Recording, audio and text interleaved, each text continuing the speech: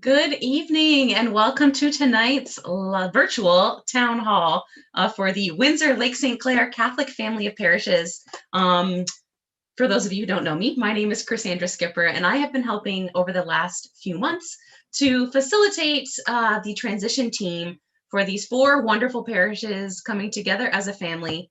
And so I'm excited to be your host tonight for this town hall and share a little bit about what's been happening with the transition team and the great things that they are doing for this family of parishes. So before we get any further, I think we should start with our prayer. So I'm going to invite Nancy to lead us in our transition team prayer.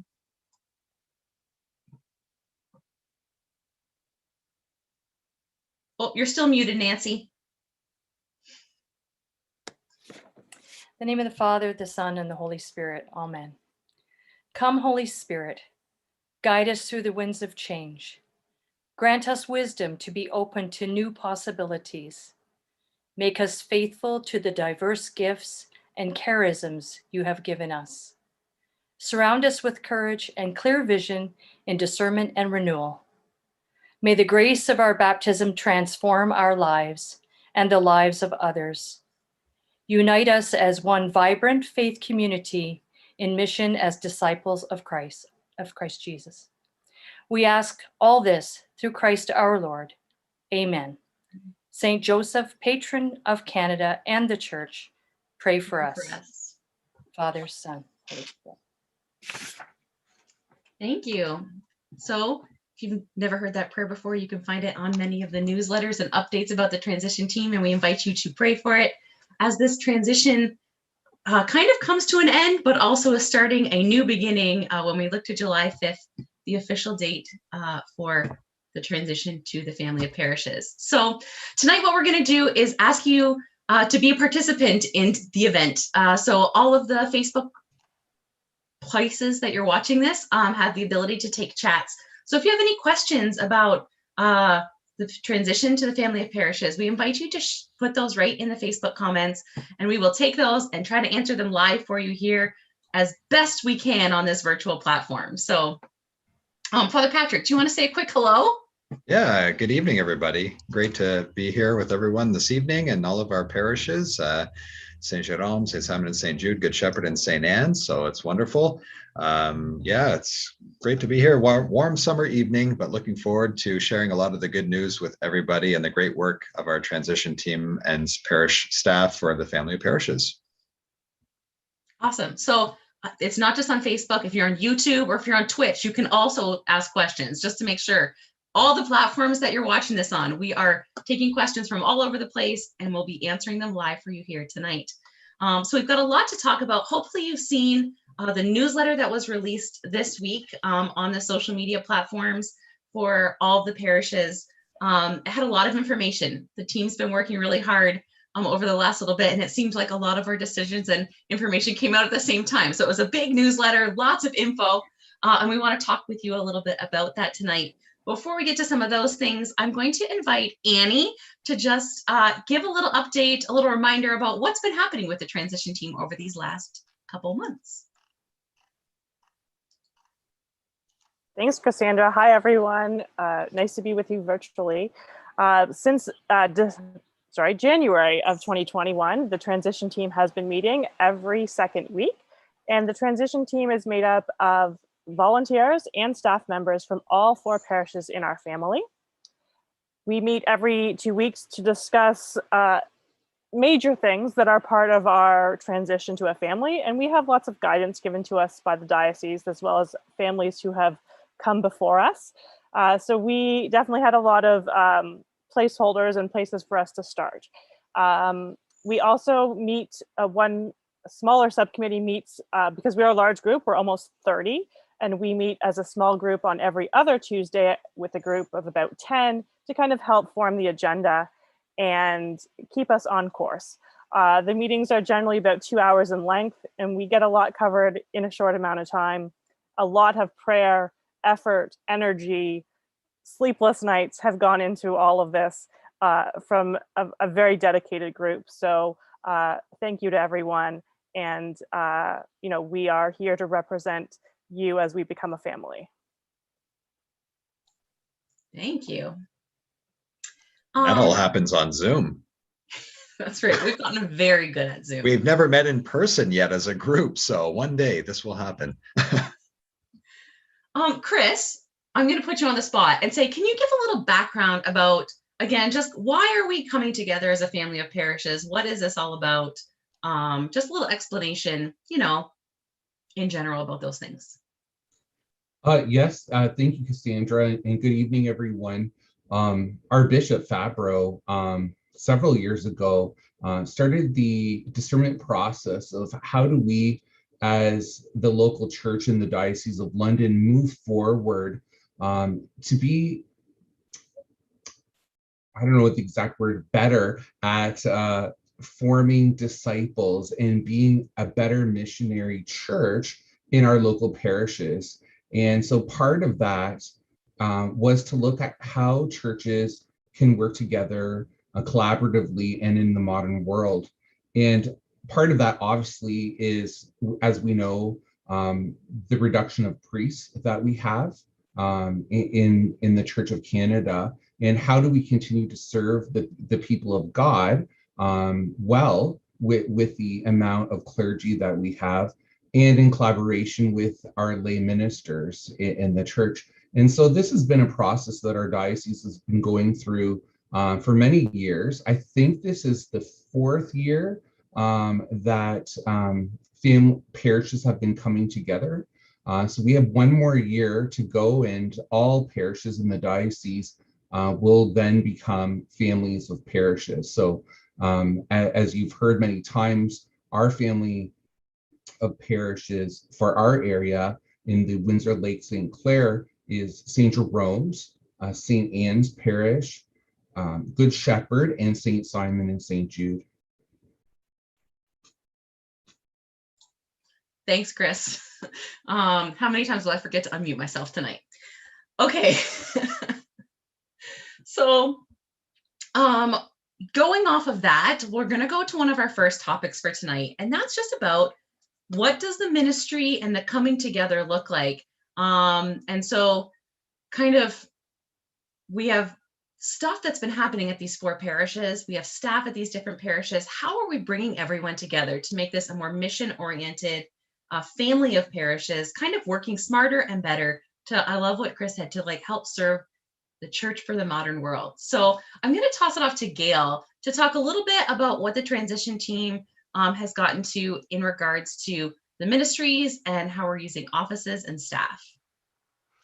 So this is the thing I'm most excited about with our family of parishes with the transition, is that in the past, every parish, no matter how big, how small, was responsible for so many things. So sacramental preparation, the whole weekend experience, youth ministry, children's church, bereavements, the ministries around the aged, everything was involved, outreach, RCIA, all of these things fell into very few people's hands. And in our new system of doing things, we're utilizing all the office space in all 4 of our parishes to create really dynamic areas where we can specialize, where a staff member can be responsible for just one area rather than dividing herself or himself into 12 pies for the day. So I think it's going to be I think we're going to be able to serve our people in a way that we've never been able to before. And the more I think about it, the more I think we should have done this a long time ago. Awesome. Thanks, Gail. I feel the same way. I think there's some really amazing things being done in how ministries have been specialized for this family of parishes. So maybe let's talk a little bit about what's going to happen. What does that mean? Specialized ministry is kind of, as you heard Gail say, we've made a decision not to close any of the offices, that there will still be availability at all 4 parish offices. But we're just going to be doing things a little bit differently within those offices. So let's head over to, I said we're going to do Nancy first. So Nancy, can you tell us a little bit about what's happening at the St. Anne's office? Yes. Hi, everybody. So the St. Anne's offices are going to become the family and children's ministry for the family of parishes. And what that's going to mean is Catherine Marsh, Marguerite Hewer and Krista Mayu will focus on our youngest parishioners and their families. This includes children's ministry programming, First Communion, First Reconciliation, and ministry in our schools. So I myself am going to be moving over to Good Shepherd because I am the outreach coordinator, which I will be handling the retreats that I already run at Oxley, the Divine Encounter and Beloved, as well as outreach and social justice to the community at large, spiritual direction, seniors. So there's a lot of things that I'm going to be doing that are going to be a little bit different for people, but I will be moving my office to Good Shepherd. Awesome, thanks. So then let's hop over to Good Shepherd, where Nancy's going, and Chris can tell us a little bit about Good Shepherd. Yeah, thank you, Cassandra. And Nancy, thank you so much for that. And the Good Shepherd site is going to be the youth and adult discipleship ministry. So as Nancy mentioned, at St. Anne's with ministry for our young people and children up to grade 7. At Good Shepherd, myself will be responsible for ministry with young people starting in grade 8 through to high school, and including young adults. And along with myself will be Betty Hompett, and she will be working with the discipleship pathway. So youth ministry and adult ministry will each have their own version of a discipleship pathway, which will be ways to engage our youth and our adults and parents and bring them into a deeper relationship with Jesus Christ. Awesome. Thanks, Chris. And then let's hear from Sue what's happening in Belle River at St. Simon St. Jude. Hello, everyone, and thank you for this opportunity. Yeah, I'm real excited. Just like Gail said, we have an opportunity to share the gifts of everyone. And so at St. Simon St. Jude, one of the things that I'm excited about is our office hours will be extended. We were open from Tuesday to Friday before, and now we're going to be open Monday to Friday, even longer. And one of the things that's real exciting too is Angela Dufo, our secretary, will be the main receptionist for the entire family of parishes. And certainly the people at St. Simon St. Jude know how welcoming and friendly and accommodating she is. But the rest of you will get to know that as well, and you will be delighted. She speaks both languages, and she will be available and transfer you to the appropriate person as you call the parish office. St. Simon and St. Jude is going to be the housing for what is called the pastoral care office. And so that means that, there's going to be ministries for the elderly, homebound, and grieving, but that will be extended across all the family of parishes. It's just going to be centralized there. As well as we are going to have a priest presence available. So that's exciting too. So everyone will know that there's always going to be a priest at St. Simon St. Jude, and they will be rotating. So there will be one of the 4 priests that will be present there. And also I will continue the ministry there as pastoral minister responsible for baptismal ministry. And I look forward to this. So thank you. Awesome. Thank you, Sue. And we don't have an official representative from St. Jerome. Father Patrick is the official representative for the family. So we're going to pass it off to him to hear about there. That's right. We're excited that Paroisse Saint Jerome will be kind of the Francophone hub for the family of parishes. And so there will be an office for a priest. Veronique, our secretary there, will be working in communications as well, preparing 2 bulletins each week, one in French and one in English for the family of parishes. And so there'll be a similar cover to each of the parish bulletins, but an insert inside that'll be parish specific. So you get the bulletin from Good Shepherd, let's say, there's the outside cover is the same, and there's an insert inside with specific things to Good Shepherd. St. Anne's is similar, St. Simon, St. Jude, and St. Jerome. So people have access to a parish bulletin in the language of their choice with Veronique's ministry there. And she'll also take care of any of the Francophone needs that come through at St. Jerome Parish, keeping in mind that, even though Angela is our main receptionist at St. Simon and St. Jude, anybody can walk to any of the parishes and come in and you'll be served. And there'll be a secretary there, Lucille at St. Anne's, and with Cheryl and Anna and Janine at the Good Shepherd as well, Veronique at St. Jerome. So it's more of the phone system there and triaging those calls that Angela will be taking care of. And we're also excited to announce in the short term, a hiring of a part-time pastoral minister for the Francophone community at St. Jerome. And so whatever programming there for youth and adults, such as Alpha or youth ministry initiatives or any kind, or sacramental prep for the French language, whatever might be offered there will then be shared with the other parishes that have a Francophone presence as well, or French language schools attached to their parish. So it'll be almost like a hub for Francophone ministry that's then centered at St. Jerome and then shared throughout the other parishes in the family. So we're looking forward to that. Awesome. So yeah, it's a great system and plan. Our staff will be able to collaborate with each other as they work in these specialized places. But don't worry, they're going to see each other too. There's plans for them to gather perhaps weekly, at least on a regular basis, so that, the people whose offices are usually at Good Shepherd will still see the people whose offices are usually at St. Anne, so that there's a full collaboration across the whole family, using everyone's gifts and charisms to the best of our ability to serve the Lord. Amen. Okay, so one of the questions that's come in is, it's a little specific, but I'm going to use it to help answer some things a little more broadly. The question specifically about, at a specific parish, things have happened. So like, will there be a commentator at funeral masses? We've had adult servers and a commentator. So things like liturgically, and kind of each of these 4 parishes have different ways that they live and breathe and worship. And so what is it going to mean as we come together as a family for the individual kind of liturgical weekend experience kind of or day-to-day experiences at these families? Does anyone take that one at bat? That's not how you say that phrase, but Nancy, you were commenting a little bit when we were chit-chatting before about it, so I'm going to toss it to you. Oh, great. Well, my understanding is that each parish has its own people that will be in charge of the weekend experience. So each parish will have its own particular, like not all the music is going to be the same in all the masses. No, that's not what's going to happen. I still do music at St. Anne's. It'll be the same.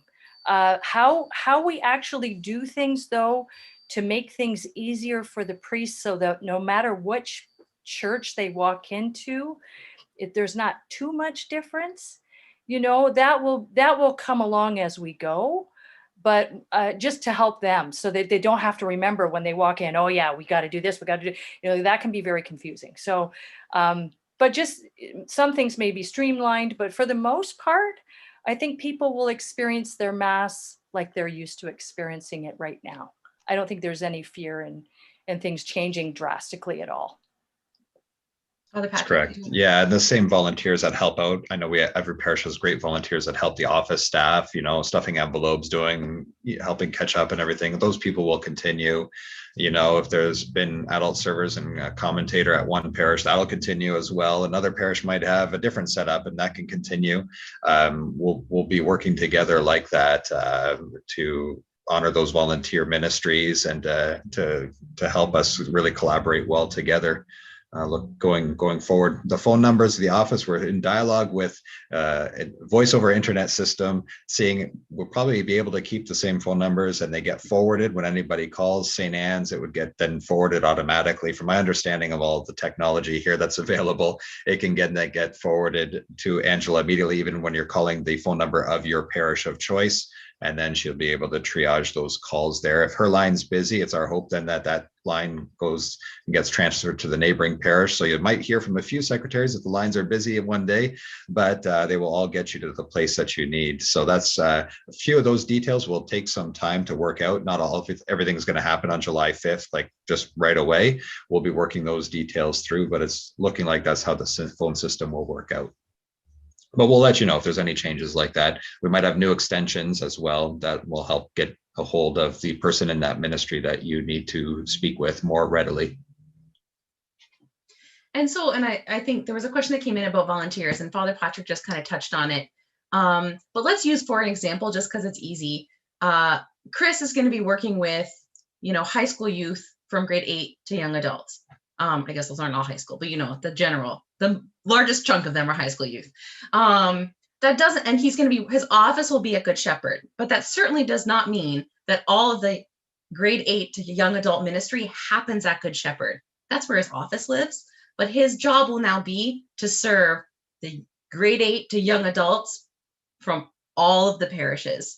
And so that's one of the benefits. And so that means he's going to need volunteers from all of those parishes to continue their work in what they're doing, or probably looking for some new ones as we start to be innovative and really outreach and mission focused, that they'll probably be looking for more volunteers. So there'll be lots of stuff happening at all the different places. So certainly if you're volunteering for something at your own parish, you will be needed. And we will likely hear the call for more volunteers to come forward as more amazing things happen at these parishes. So, okay, so that's an exciting part. I think I put on the back burner one of the big topics we want to talk about tonight is, of course, our Mass times, that Sunday experience, that first, place we think of when we think of church. We often think of our Sunday Masses. We also have weekday Masses. And so the transition team has worked and prayed hard about the best way to serve the family in terms of our schedule. So I'm going to pass it over to Father Patrick to share a little bit about where we landed on Mass times and how that's going to help serve this family. Sure. This was by far the biggest task we've had to face and accomplish as a transition team. We had many drafts, many revisions. I would wake up in the morning with new Mass schedules in my mind from a night of sleep. It was like a miracle. And we'd try something else again. And it was based on a lot of prayer and discernment, a lot of feedback from the survey from our parishioners. So we were trying to balance the feedback from our parishioners in the survey, thinking and praying about people who don't come to church and what would be best for them. So we have a missionary stance behind these decisions as well, to try and reach out to those who don't come or can't come or who are unsure to come for a variety of reasons.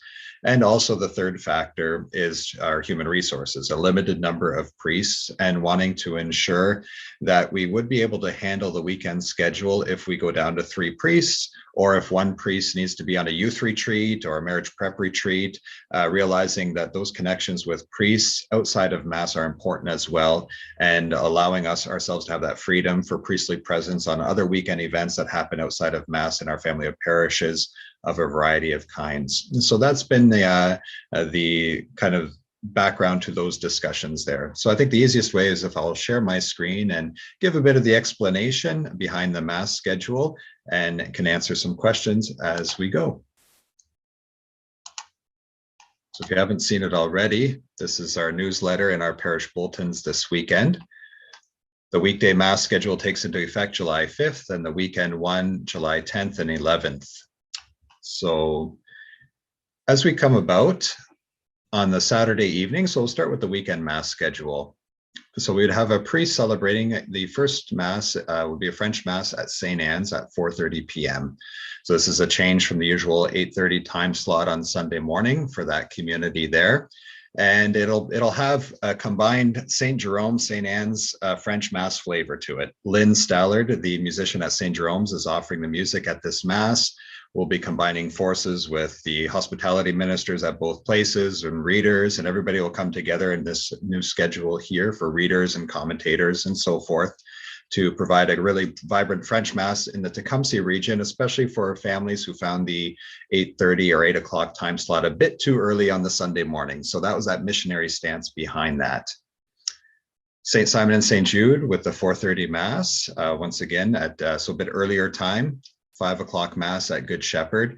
And for those people who work on Saturday, we received some feedback in the survey. People work till 5 o'clock at different stores or retail and find it hard to get to the Mass right away. And so we have a little later Mass at 6 o'clock at St. Anne's, which also allows the same priest who's celebrating the 4:30 Mass to celebrate the 6 o'clock at St. Anne's without worrying about distance or travel. The Sunday morning, we opted for a variety of times within the family of parishes. So we also think of the whole weekend Mass schedule in terms of the benefits for the whole family. So it might not be the best Mass time for a particular parish, but it may be a good Mass time when we think of everybody in the family as a whole. So both of those things are in play as well. So we have an 8:30 Mass at Good Shepherd Parish, 9:30 at St. Anne's.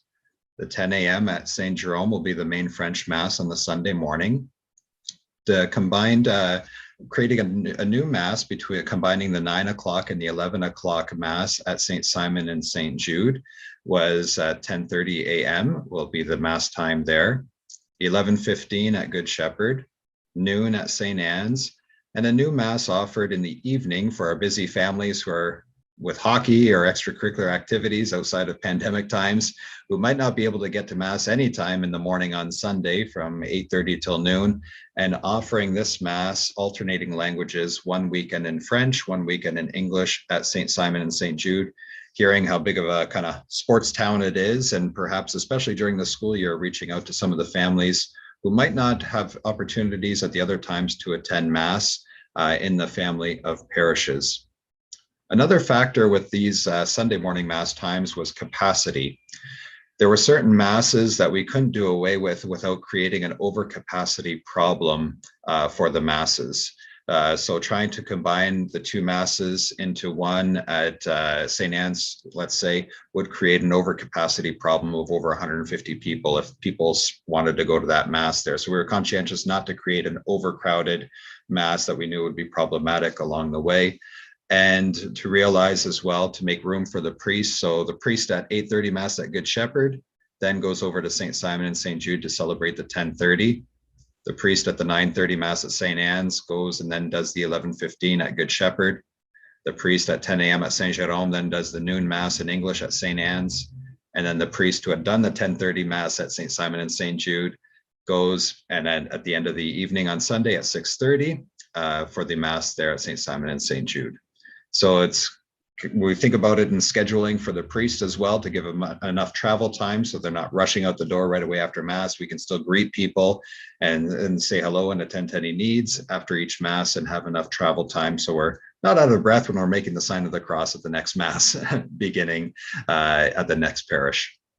So those are the Mass times that we're presenting here as we begin. And the weekday Masses, here we have at St. Simon and St. Jude, 8 a.m. on Tuesday and Thursday. We have a new Wednesday morning, 9:15 Mass en français in French. And this will be for Pavillon des Jeunes school as well when they have school Masses, either at the school or at the church. Friday morning, we've kept at 9:30 a.m. This was very important for the students at St. John the Baptist School who visit frequently as well. Good Shepherd will be a site when we can think of it for evening and kind of working hour Masses. So evening Masses Tuesday and Thursday at 6:30 p.m. and a new 12:15 Wednesday Mass was something in the survey too that had quite a bit of traction for people on lunch hour in the neighborhood at Good Shepherd. On Friday, we'll rotate through our nursing homes for Masses on a rotating basis. So we have 6 nursing homes in the family of parishes. So once every 6 weeks, there'll be a Mass there. In the off weeks where there's no Mass at that nursing home, there will be a communion service led by lay people and communion brought to those who are at those nursing homes. At St. Jerome, we have the Mass at 12:30 on Tuesday afternoon, and Friday at the Résidence Richelieu. Because St. Jerome is going down to only one Mass on the weekend, we felt it important to have this Mass on the Friday that was traditionally at the Résidence Richelieu, which is an apartment complex with many elderly Francophone people who reside there, and it gets really good Mass attendance there, so we kept that. For the regular weekday, kind of every day of the week, same time, same place at St. Anne's, Monday to Saturday, the move from 8:30 to 8 a.m. was really based on a lot of feedback from people who work at 9 o'clock and would have to rush out of Mass at 8:30, and a lot of people now working from home and will continue to work from home after COVID. Was a strong response in the survey, a strong response to keep it at 8:30, but a strong response as well for an earlier time that can be accommodating for people who need to get to work at the 9 o'clock time slot. A 7 p.m. Mass, the second Wednesday of the month, is to serve the needs of when we have memorial masses for people who have died in Italy, the Philippines, Iraq. We often get mass intentions for people living in this area who cannot attend a funeral in another country. And so this is like their funeral mass for their loved one. So we really wanted to make sure there was a spot for those people to gather and to receive that consolation of a memorial mass. A Thursday mass in French at 9:15 for our schools. St. Antoine's right next door. They'd be welcome to come. And we have mass for St. Marguerite-du-Vide School would be on the Thursday as well, offered here. First Friday of the month, devotion to the Sacred Heart, which is popular throughout many of our parishes, would be at 7 p.m., ending a day of adoration, as each of the parishes have days of adoration scheduled throughout the week as well. So that's a bit of an overview. There was a lot more discussion than that to the Mass times, but an overview of the Mass times as we're starting out in July. And we'll be really listening to the feedback from the people and how this is working, and we'll experience it as priests and parish staff as well. So we're going to monitor and see how this goes, and really discern and listen to the people and the needs, and kind of explore how this will go in the future as well, and be open to seeing where the Holy Spirit's guiding us. So we're really hopeful and excited about the variety of options people have in both languages at all sites, and some creativity that has really come about from the survey and from the discernment of the transition team. Awesome. Thanks for sharing that, Father Patrick. And yeah, it's a really wonderful opportunity for so many people to be served and come to Mass. A couple of questions did come in so far. If you do have questions, if you popped in later, if you just got here, we are taking your questions live. So please feel free to drop them in the chat in whatever platform you're watching, Facebook or YouTube or Twitch. And we can get those and try to answer them live. If you're watching this later and you still have questions, you watch this whole thing and you still have them, please feel free to reach out. And we'll be happy to answer them for you. But for right now, let's go to the questions that came in. A little bit about kind of live streaming. One is, if and when the church is open, will there be a live stream for the masses? And St. Simon St. Jude right now does not have live stream. Is that something that will be coming to that parish as they join the family? We all join the family. That's right, all together.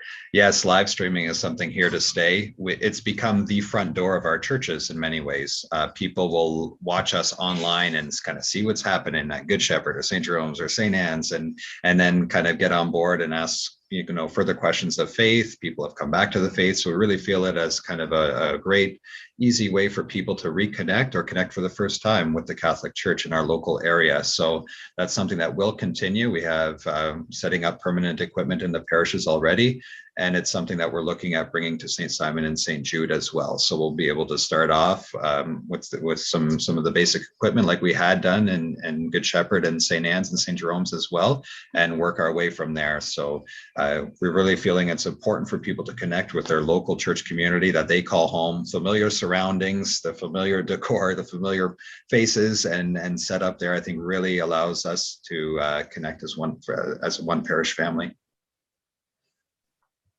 I'm going to pass it off to Gail. Yeah, so as a parishioner of St. Simon and Jude, I attended a Bible study at Good Shepherd this past spring. We really did form a community. I really felt like I was part of their community.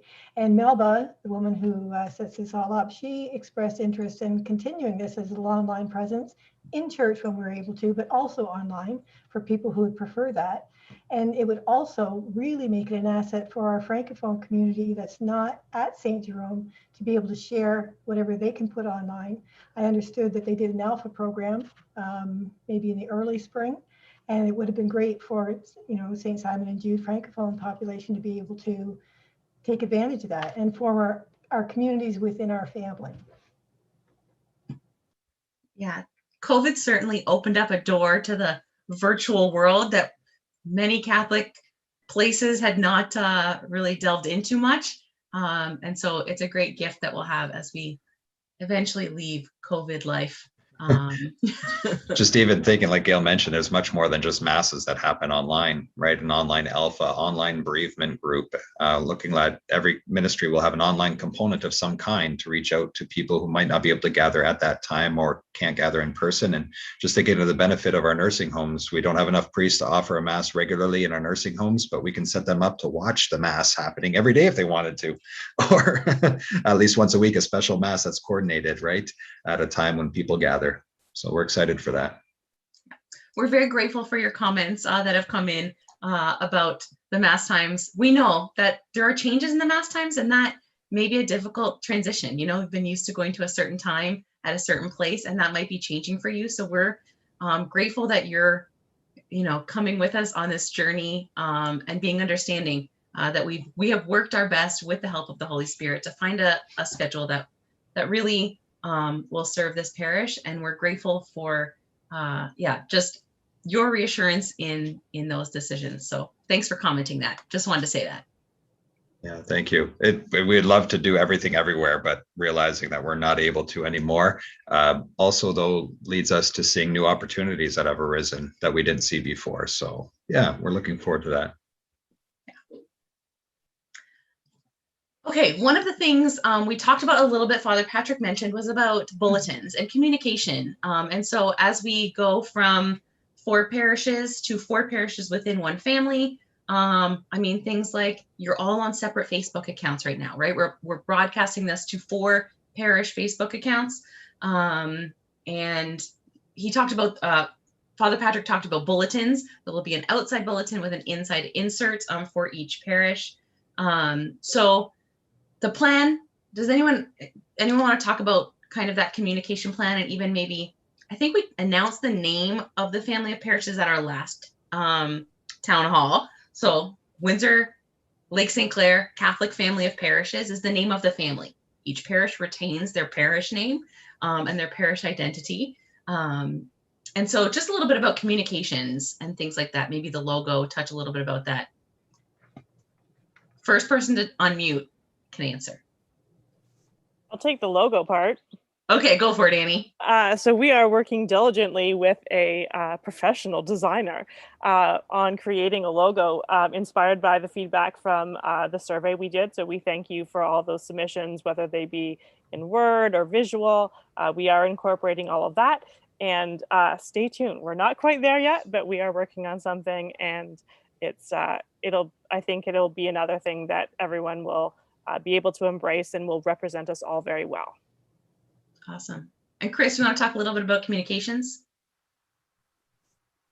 Yeah, sure, absolutely. One of the things that actually our family of parishes is looking at is hiring a communications coordinator. And I think the job posting, if it hasn't closed, it's closing very soon for that position. And so that person will be responsible for organizing and helping us as a family of parish to communicate well.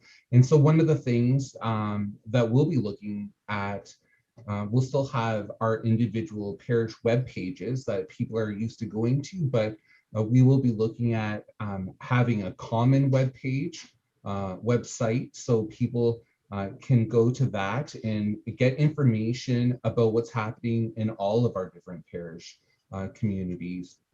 So as Gail's already mentioned, she already has started to do that as a parishioner of St. Simon and St. Jude's, but it's been involved with some of the virtual ministry opportunities that have been going on during the pandemic. So nothing will be limited to, you know, you're a parishioner of St. Simon, St. Jude, you can only do things at St. Simon, St. Jude. You'll have many more opportunities throughout the family of parishes to be involved. So we'll be looking at our webpage and how do we get the information out, as Cassandra mentioned too, like once we're able to start handing out physical bulletins. Again, we'll have like the inserts in with family news, and many of our parishes do have electronic bulletins right now. And we'll be looking at, with our new communications person, how to best bring everyone onto electronic bulletins so that we can get that communication out to everyone. Thanks, Chris. One of the other things that shifting a little bit, one of the other things the transition team has talked about, and we've sort of passed it off to a little bit more of the experts, is finances. So as our parishes come together as a family, what does that mean for the finances? And we've touched a little bit about this, I think, generally, but I'm going to let Rita explain a little bit what's happening in terms of parish finances. Thanks, Cassandra. Well, the good news is that by not being in that first group of parishes that had to form families, we are blessed with having the experiences of the parishes that have gone before us. And we have been very fortunate in that we've been able to tap into the expertise of people from the diocese and find out how other parishes have handled it. So this is the way it will work. Each of our four individual parishes will still remain responsible for the costs that are associated with their building. For example, if there is a debt belonging to a particular parish, then that debt remains with that parish and remains the sole responsibility of that parish. If there is building maintenance that a particular site requires, so say for example, St. Anne's, requires the parking lot resurfaced, that would be the responsibility of St. Anne Parish. However, as has been discussed like previously, we're going to have shared costs. We're going to have shared personnel costs and other things that are related to the programs and services that we're going to have in our parish. And so what would happen is that there would be the set shared costs, and those costs would be divided among the parishes, not equally, okay, but I believe that there is a percentage that will be worked out. I believe it's based on numbers or offertory contributions. Father, you might have to kind of tweak my memory on that, because there were a few things that were discussed. But what would happen is that there would be those shared costs that each parish would be responsible for, but then in addition, each parish would be responsible for the costs that are incurred that are particular to their own building. Again, this is not something that that has not been tried out. There are other family of parishes that have worked out the bugs, and so we're able to go and to take advantage of those that have gone behind us. So this should be a smooth transition for us. Thanks, Rita. You're welcome. Money's not really my forte, so I'm glad you could take that one on for us. Father Patrick, did you have something to add? Just to add some good news, particularly at Good Shepherd Parish, we had the sale of the first property that was intended for the first building of the church. So it just goes to show you how we're really in a great place to start as a family of parishes. So we had the sale of that property, and just the other day, we have the sale of the former Good Shepherd Rectory as well. So Good Shepherd will be starting off with a great, huge amount of debt reduced, and all of us in a good financial situation. All four parishes across the board, as we begin this family, are really set up for financial success, so that we don't have to worry about a big, heavy burden of a debt of some kind, that we can start focusing on ministry, on people, on what the church is meant to do. So I'm really super excited about that. And what that freedom is then to focus on our mission. Father Patrick, do you want to talk briefly about rectories and where priests will be living? Yeah, so we have the 2 priests will be residing at St. Anne's Rectory here in Tecumseh, and 2 priests at St. Simon and St. Jude Rectory in Belle River. just announced last week, as you may have heard, Father Steve Marsh will be joining our team as Father Phil moves towards a retirement ministry in the city of London, moving back to his home. And Father Mike Michon is also residing in residence as a retired priest at St. Jerome's Rectory. So we'll have the 2 active priests in St. Anne's Rectory, which is on the church property attached to the church, and at St. Simon and St. Jude as well. So we're waiting this week. We're going to have a meeting with Father Steve, talk things over about where office space will be for priests and everything. We wanted to wait for that announcement to come out and decide which 2 priests are residing where best, which is the spots that are best able for us to serve in the particular ministries that we'll be assigned to. So we're looking forward to that. We have priestly presence basically throughout the different ends of the family of parishes, and a team of retired priests that are so eager and willing to help. Father Dan Moran says, we saw the new mass schedule, anything you need, here to help. He and Father Jerry Campo as well is remaining in the area, and so he's available to help. So we're really happy about the assistance of our retired priests too. Yeah, I think that's great. It's an opportunity. The 4 priests working in the family of parishes don't live alone. They live with somebody. They have some communal life, but then the 4 of them can also get together, share meals and work together.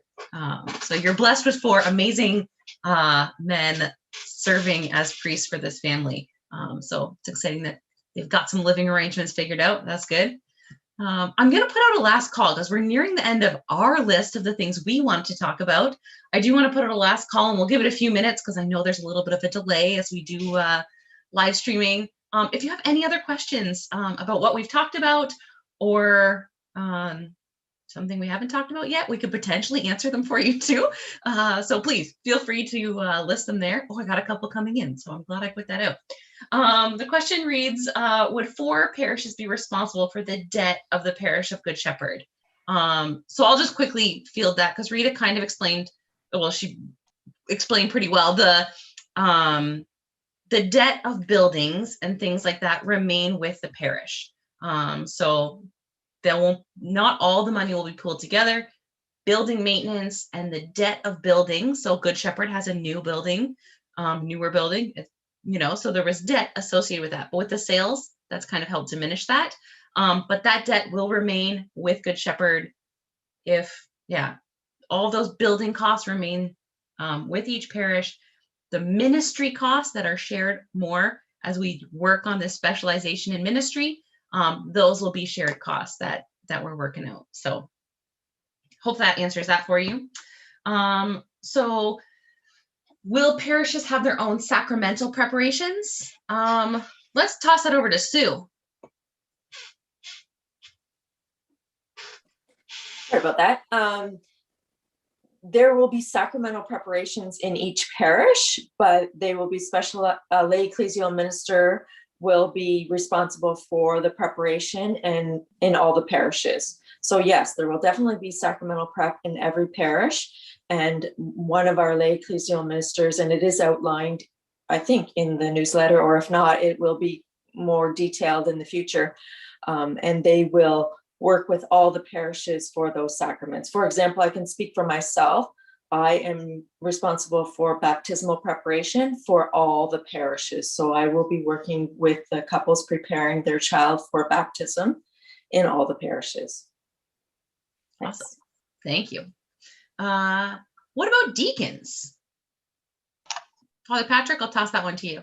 Yes. Yeah. We have a great team of deacons, a few of them retired, a couple in the active ministry. So Deacon Rick Heath, the deacons will be on a rotation with the priests as well. So you'll see them rotating throughout the parishes when they're on their preaching weekend. So we have in retirement, Deacon Roy Brothers, Deacon Don Hamlin at St. Simon and St. Jude, Deacon Roy's at Good Shepherd, Deacon Rick Heath is an active diaconal ministry, Deacon Frank Lepin. Right now, he's moving towards more of a semi-retirement mode of ministry. He's in a discernment process with that, and he's coming to, he'll be also helping us out there, but in a different capacity than before, as we're honoring kind of his transition here into more of a semi-retirement diaconal ministry, which is normal in the ministry of the deacons. And we also have 2 men in training for the permanent diaconate as well. So Dan Bianchi from St. Anne's and Jeff Sylvester from Good Shepherd Parish are in this permanent diaconate program. So they're Dan is in, I believe, coming in his final year, and Jeff is completing his 2nd year. So we're excited to accompany them as well. So deacons, they'll have their particular ministry of charity that's assigned by the bishop in our family of parishes, but they will be also shared across the board, and they'll be rotating with the priests. Hey, we can carpool as we go to mass at the different sites there along the way when we're able to do so.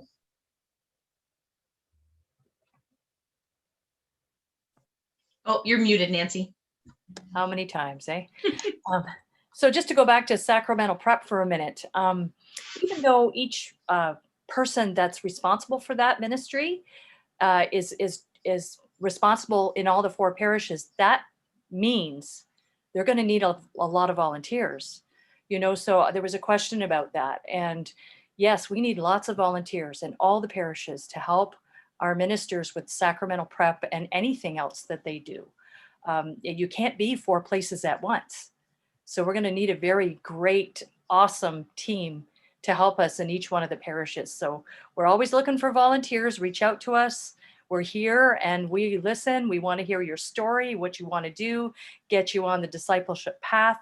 So please contact all of us and let us know. I'm here. I want to do it. Sign me up.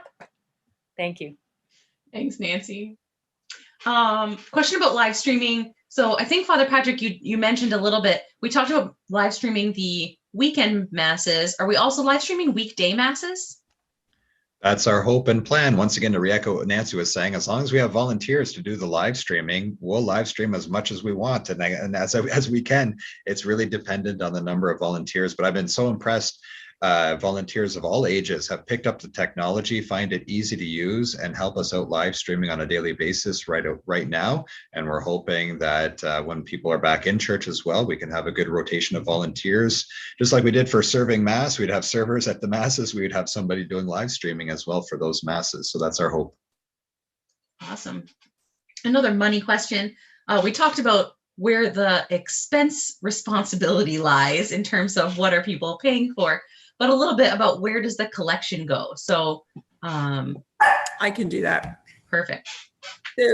So each parish will continue to have its own bank account. Okay, there will not be a umbrella bank account. Each parish will maintain its own bank account.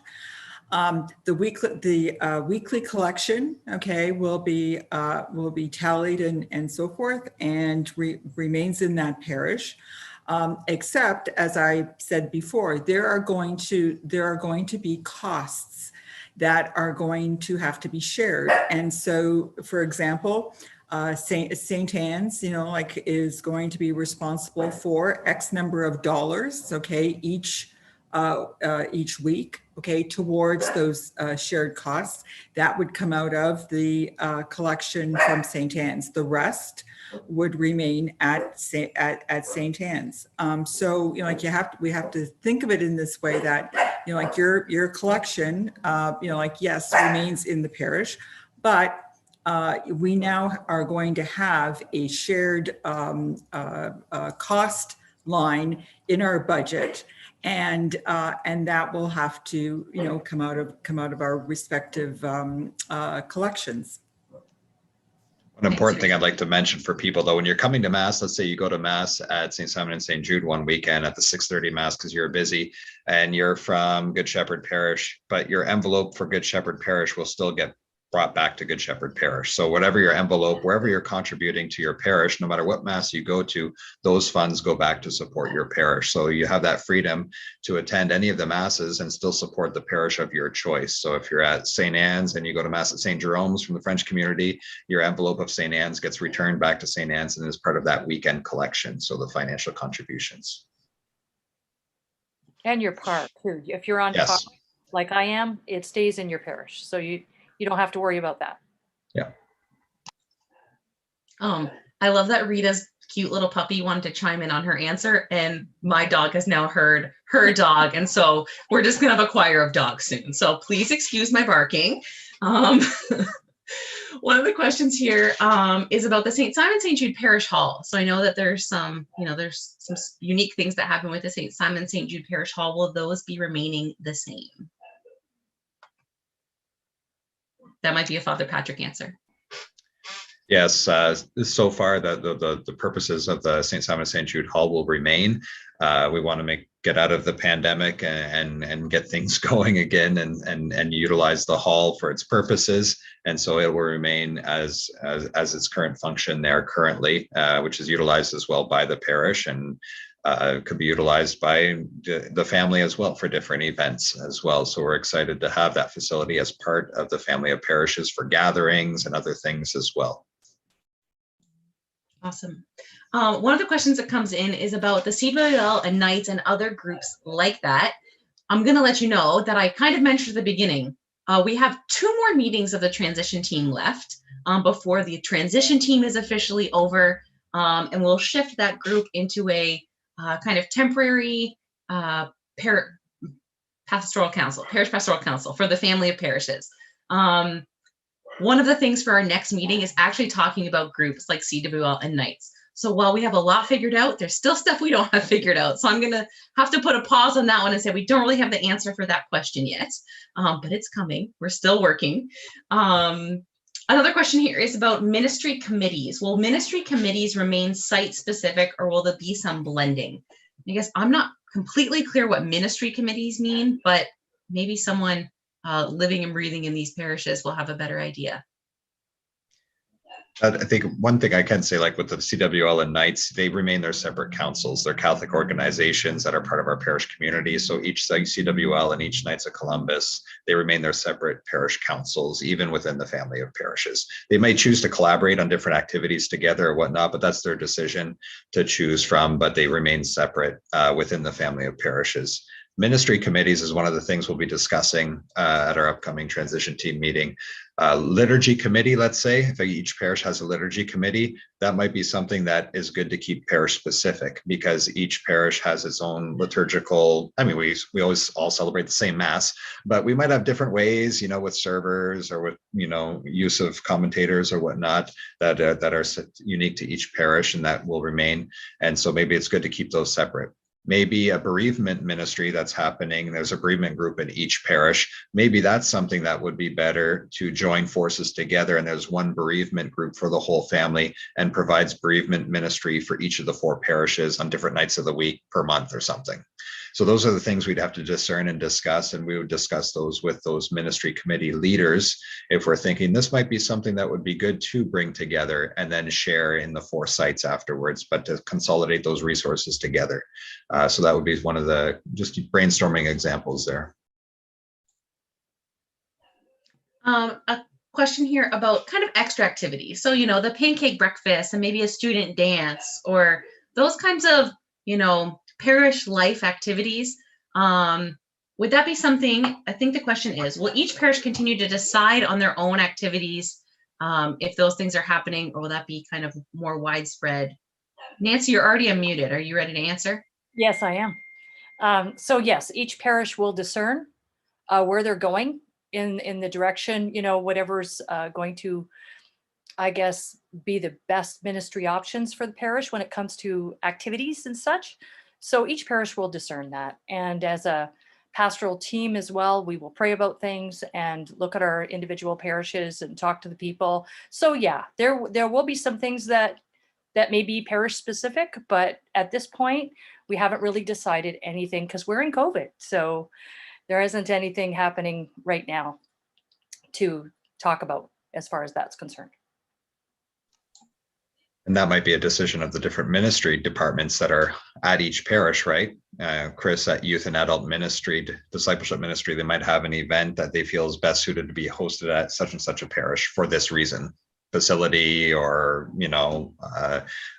the age group they're targeting, whatever it might be. And so that'll be something for each ministry to decide. Like maybe the square dances are best to be held, at St. Anne's. I don't know, so we'll decide that.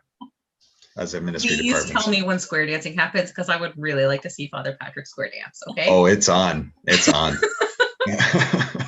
All right. Well, we are wrapping up. I think my questions have slowed. I'm so grateful. One, for you being here, offering these questions. We wish we could have done this in real life and done a real town hall and had coffee and stale cookies. But this family of parishes doesn't serve stale cookies. They serve the good ones. So we wish we could have done this in person, but we're grateful you were able to join us virtually. Continue to pray for this family and the transition. Like I said a couple times now, and you'll probably hear it for a little bit, this is just the beginning of the transition. July 5th might be the transition date, but it really is the beginning. And so starting to live as a family, is just getting started. So the transition continues. Continue to pray for the transition team, the pastoral teams, Father Patrick, your wonderful pastor. Thank you to the panel tonight and all of their work, not just tonight, but through this whole transition. And that's it. Thank you very much. Again, if you have any more questions we didn't answer, send them on over to the parish offices and we will make sure we get you an answer. Have a wonderful for sure. night. Thanks everybody for being with us. And we've shared a lot of information tonight, and I just want to be honest with that. And, you know, the way phone systems go and particular details of things, they may still change. This is just where we're at right now with the information we have with the technology that we currently use. And so there may be some final tweakings and something we said about some minor detail tonight, not like mass times or anything, but maybe just using the phone system as an example, or regarding a particular ministry committee or something like that. Those might change along the way. We will keep you posted. This is just where we're at right now with that information. But if things do change and you say, that's not what Father Patrick said at the town hall, there might be a reason for some of those minor changes. But the big pieces of everything that we need to set ourselves up well for a family of parishes are in place. So I just wanted to thank Chrisandra as well. She's been chairing our committee meetings regularly, meeting with the subcommittee, helping me stay on track with the planning. So she's been a great blessing and gift to our family of parishes in this time of transition. So she's been working behind the scenes. You might not know that, but just wanted to express our thanks to you, Chrisandra, as well. And to reiterate what she said, if you have any questions or further comments along the way, reach out to us, call, email. If we don't have the answers right away, we'll try to get them to you as soon as we can. And we're really excited for the journey ahead as the Windsor Lake St. Clair family of parishes. God bless everyone. Have a good evening.